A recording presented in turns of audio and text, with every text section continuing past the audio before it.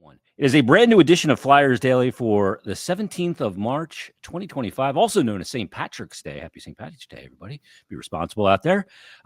As always, Flyers Daily brought to you by Ticketmaster. Make more memories live. To celebrate St. Patty's Day, Bill's got the green background. Oh, you got the green going. That's right. From NHL.com and PhiladelphiaFlyers.com. It is Bill Meltzer. Bill, how you doing? Happy St. Patty's Day. Happy St. Patty's Day to everyone. Yeah, it's this was a very trying week to put it mildly.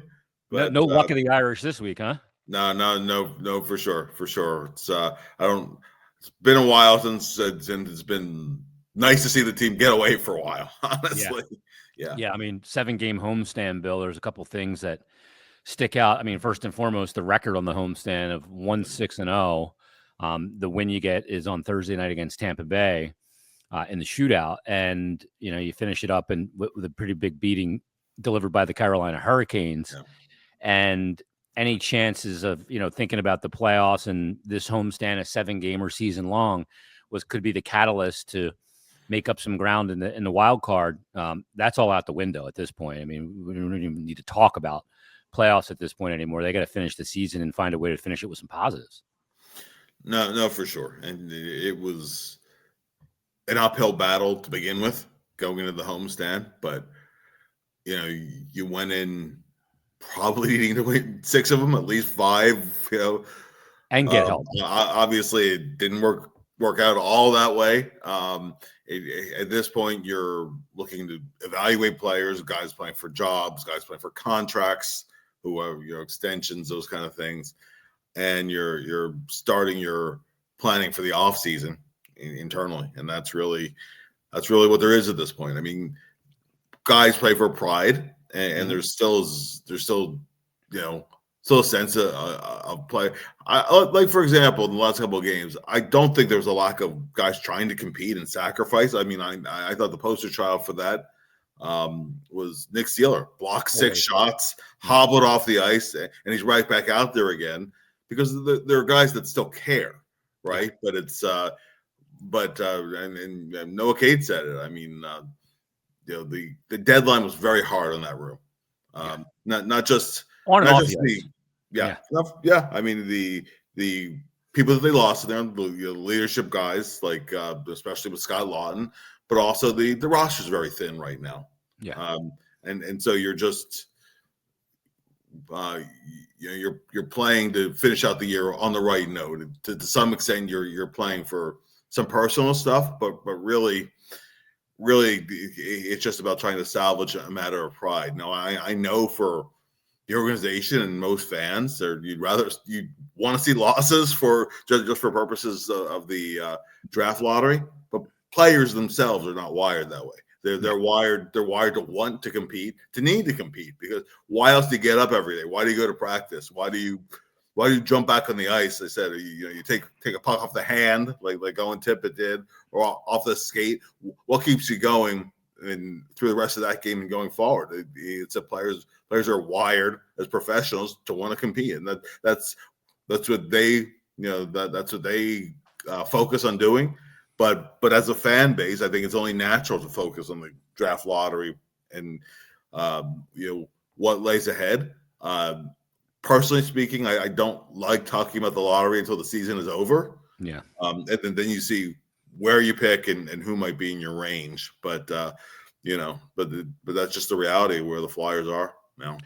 Yeah, I mean, you mentioned the trade deadline, and even going back prior to the deadline to the Frost and Farabee deal with Calgary. Yeah. And you got Pelletier in return for that, but and Kuzmenko, who you subsequently dealt. I mean, you're looking at a team right now, Bill. It's got 5 roster spots being filled basically by AHL players, and I always talk about it. The next man up mentality is really fun to say, but it's got no sustainability in pro sports because the next man up is not the man that was there, and so there's a void that comes with that on and off the ice, and this team is in a position right now where they are, out talented, and they don't have the full Monty of an NHL roster out there right now. And I agree with you. I think you got to finish the season with pride and play hard. I know pro sports are a results-driven business, but at this point, it's not going to be about results. Some guys that can salvage somewhat part of their season. Although I think it's fleeting in this situation, Bill, because when the games don't mean much, I don't take much from it. Yeah. I want to see guys play hard because, damn it, that's your job, and that's being a pro.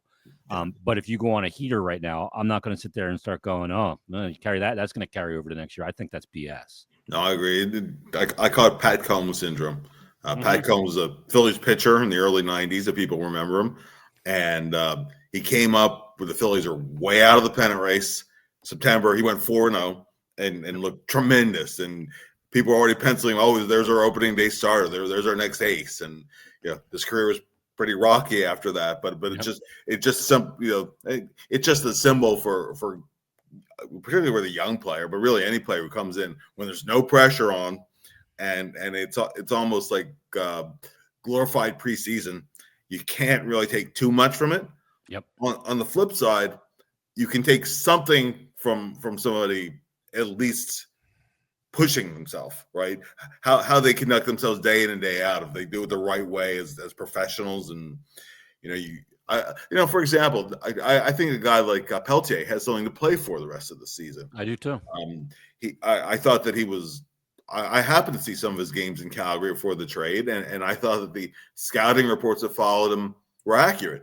I saw a guy who was always hounding the puck, always played with high energy, and not putting up a ton of points, putting up some, but looked like a guy who could be a really valuable role-playing piece. He hasn't really had much ice time, but when he's had ice time, he hasn't really earned a lot more ice time either. Yeah. It's that old catch-22 of, well, I'll play better if I play more. Well, you'll play more if you play better.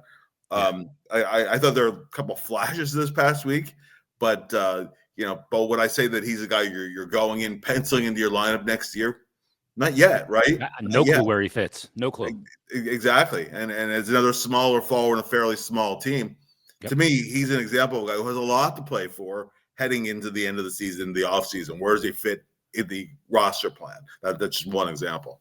Bill, there's so many questions, and I go back to the preseason and all the questions that we had, goaltending, can this team defend? Are they going to be able to score more than they scored last year and give up less, which hasn't been the case because you have the full season without Carter Hart, whereas last year you lost him in January and goaltending was a strength prior to that departure. So many question marks, but the one question there's been a lot of questions answered in the negative, not in the affirmative. And the power play again on this homestand reared its head again. I mean, this is at a point now, Bill, that I can't. I'm so sick of talking about it being so bad at this point. Like I've had enough. Mercy on me. Enough with this freaking power play. It stinks. Yeah. And what it really is very tiresome to talk about, and it predates this power play coach. Yeah. Now, it's fair to say that Rocky hasn't had the answers.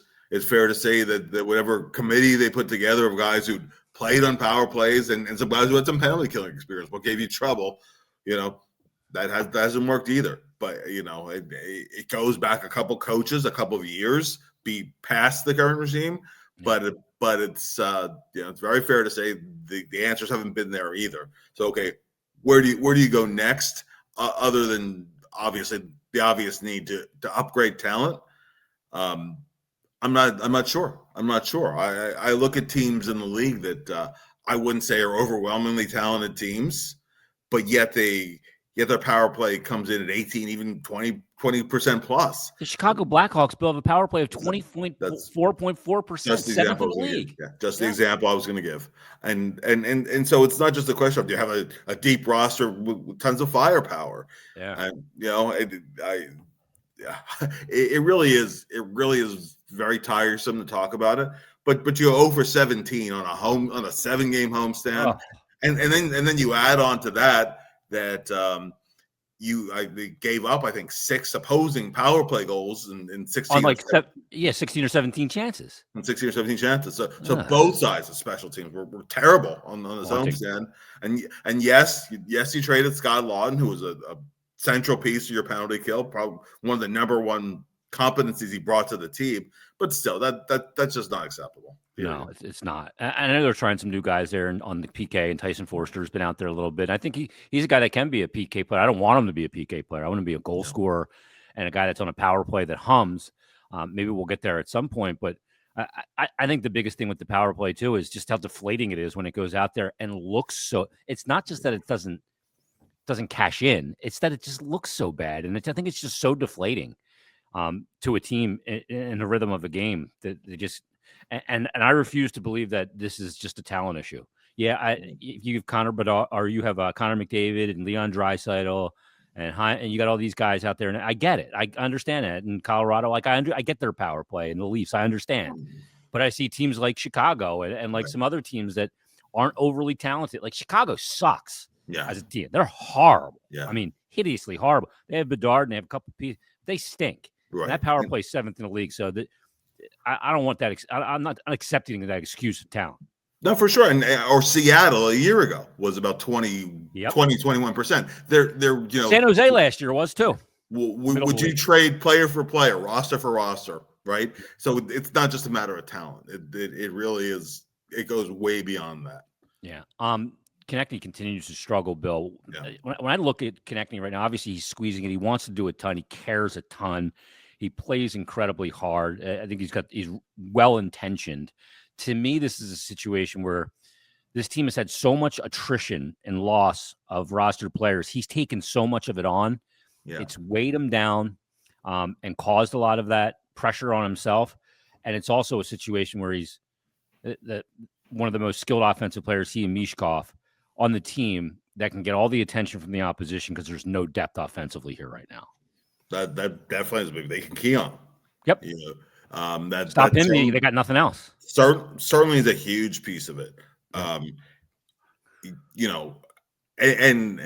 as with most players, Travis Konecny would never make an excuse while I was playing banged up, right?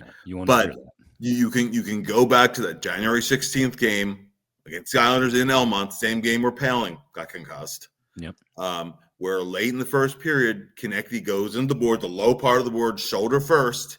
And since that game, he has 2 goals, one of which is an empty netter. It's not completely a coincidence. He was playing through something. And there's a bad luck piece of it too. Like, he must have hit the post 3 or 4 times just since 4 Nations, or even I thought the poster child for that. It wasn't a game. It was a shootout situation. But the puck goes off one post, off the other post, up and hits the crossbar and stays out of the net. A triple doink. I've never seen that before. I've never seen the triple doink that way, where it went post crossbar. Yeah. Like how did he even? That is like one magic loogie. The Seinfeld episode. I don't even know how you get it to go back up after it hits the second post. It was bananas. Yeah. I refuse to fall into the narrative of he's just a fast starting player. No, I think you're right. I think he's banged up. He'll never say it. He's a hockey player. He's never going to say it. Never going to use that as an excuse. And I think he's taken on so much with so much loss and attrition to this roster that it's weighed him down. And I understand it. Would I like to see him finish strong? Absolutely. I think he's one hell of a player. I really do. And I think when this team ascends, he's a huge part of it. You get people coming out now going, oh, see, you should have never signed him. You should have Stop being dramatic. We don't have to be dramatic all the time around here. The other thing, Bill, big question mark coming into the season, obviously, was goaltending. We mentioned the Hart situation where they lost him last year. You come into this year, you have the situation with Sam Erson's your starter. Fedotov is kind of your backup with Kolosov, and they kind of went back and forth. And goaltending, again, has been a huge issue. And I thought it was really interesting what John Tortorella said the other day, that it's going to have to be a tandem here. Yep. Sam's not going to be a guy that's going to play 55 to 60 games. So it's going to have to be a tandem. If they want to take a step forward next year, Bill, you cannot have the vulnerability of goaltending to drag you down repeatedly through a season like it has this year. You can't. They can't go into the season next year with Ersson and Fedotov. There's got to be they got to bring somebody in. Yeah, and I think that Sam Ersson has shown enough good stretches this year. Really, from the Christmas break until coming back. Well, remember the first game back from the 4 Nations, where the Flyers blew out the Penguins. That could have become an ugly game because the Flyers gave up a lot of scoring chances late, and he just kept in order, and then was working on the shutout midway through the next game in Pittsburgh, and then the wheels fell off. But he struggled. He has struggled ever since then, and that's kind of been Sam's history. When it goes a little south for him, really south, he has trouble getting it back on track for whatever reasons. But a year ago, the Flyers, it was a little bit closer to a traditional starter and backup, but it was kind of enough of a split that it was a 1A, 1B, where Carter Hart was your 1A and Sam was the 1B, or starter backup, whichever you want to describe it. And Sam thrived in that spot. Yeah. So I think he's a guy that, given a certain amount of games or whatever, can deliver. But can he be the 1A guy? I don't know. He hasn't shown that long enough. He's been too up and down. And he certainly hasn't shown an indication of being a guy who's going to go out to get you 55 plus games either. Yeah. So you're really looking at evaluating both parts of it, right? Whether it's a tandem or whether and I agree with John Torrell. It has to be a tandem. There's not a bona fide number one guy where this guy is going to go out and Urson will play 20, 22 games, whatever the case might be, as your backup, because the other guy's just going to have this massive workload, right? Like a Vasilevsky or Hellebuck. That's just not out there to be had. So the Flyers are looking at a tandem kind of arrangement. Again, it worked a year ago, so Carhart was no longer with the team. But the Flyers are going to have to find, and that was a huge thing that derailed the team this year. The goaltending just has not been reliable enough. I think the team is actually, while not phenomenal defensively, it's improved defensively. Defending the middle and how you take away sometimes the plays down low, or whatever. Fewer backdoor goals than the Flyers have let up in the past. I mean, the structure in a lot of ways, the numbers don't show it, but in a lot of ways, the structure team seems to get a little bit better and better each year. But the bottom line is your goals against average. And there's other parts of it too, because Team D does have to get better. There's not a true full season number one defenseman. There just isn't, right? And Travis Sanheim played that way in the first half of the season. He really did play like a true top pairing guy. What Travis's tendency has been the last few years is to have really good first halves and tail off to a degree as the season went along. I think this year's been the same thing. Up in the January, tremendous. If there was an he was picked for a reason for Four Nations. Yeah, you're right.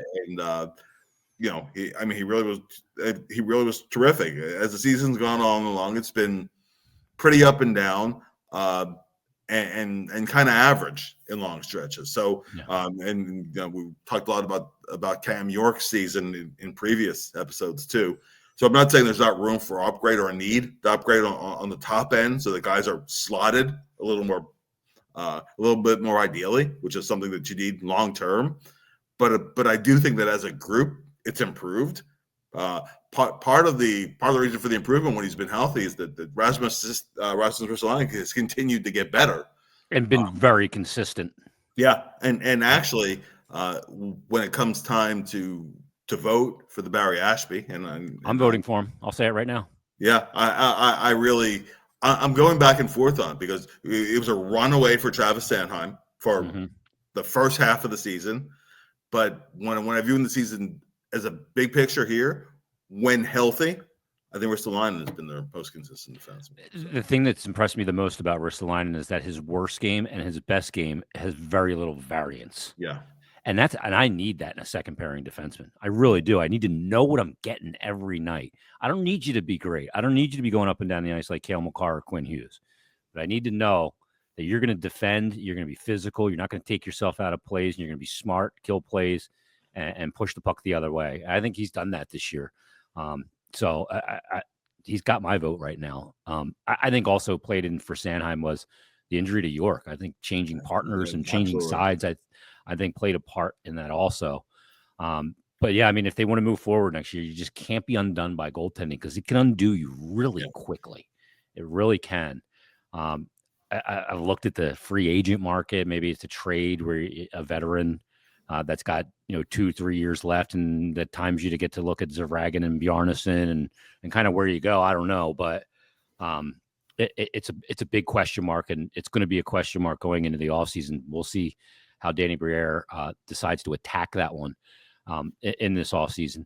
Bill, do you get the sense, and I had Danny on the other day, and I certainly got the sense from him that we are into phase 2 now. Even John Tortorella mentioned the other day that we got to start getting players in here because it's hard on the guys that have been here through this. It really is. It gets to this point now where players only get one career, they get one run at, and they want to win. And if you go into another year, like, going into next year, like this year, without substantial additions to make you a better hockey team, you're going to lose guys. Really, it's going to get really. You start to get in that territory of you can't wash the stain off the hands. Yeah. And I mean, this has got to be kind of the offseason where they start moving forward. I'm not saying you go all in here, and you still have to be very careful and make very prudent decisions.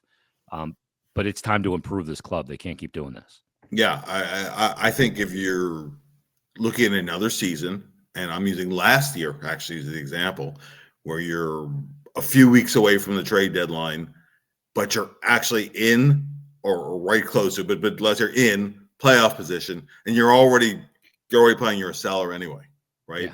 Yeah. If the Flyers are still in a spot where you're weeks out from the trade deadline and you're still looking at being a seller, that to me would be a very big disappointment because that tells you haven't moved forward at all. Yeah. And so this offseason is critical. Whether it's by trades, whether it's by free agents, including restricted free agents via offer sheet, whether it's via an internal longer term plan to, it's Elliot Friedman called big game hunting. I think the Flyers have to be open to every avenue. But I would be very disappointed if a year from now they're once again subtracting pieces. I think that I also think the Flyers have to get better in some spots. I think they need to get a little bit bigger too. No doubt. I think that's a piece of it. Individually, and I said this with the group of guys that were here a year ago, even most of this season up to who were traded. Individually, I think any one of them in the right mix could be a part of a winning team and be an effective player. Are they slotted perfectly for where they would be on a winning team? Is your mix right? Your mix of size and speed and two-way guys and, avoiding redundancy in the roster so everybody contributes something a little different than other guys do, which I think is a characteristic of winning teams. Flyers aren't there yet. There's a lot of steps between now and then. A lot of them are small steps, but there's some big steps that are involved in that too. And the Flyers have to execute that. Actually bring in the upgrade. In some cases, they may have to move guys that have come along kind of nicely over the last year or two, but it's just part of the process of trying to reshape the roster a little bit to fill some of these other needs that you have. And I'm curious to see how they do it. To make it homogenistic. Yeah. I think I get that word in here, did you? I did not. But no, you're right. The pieces have to fit together in a proper way. One guy I think that really has put his name, though, on the map and is Bobby Brink. He's not a big guy. I think he's third on the team in hits, about 90 hits on the year.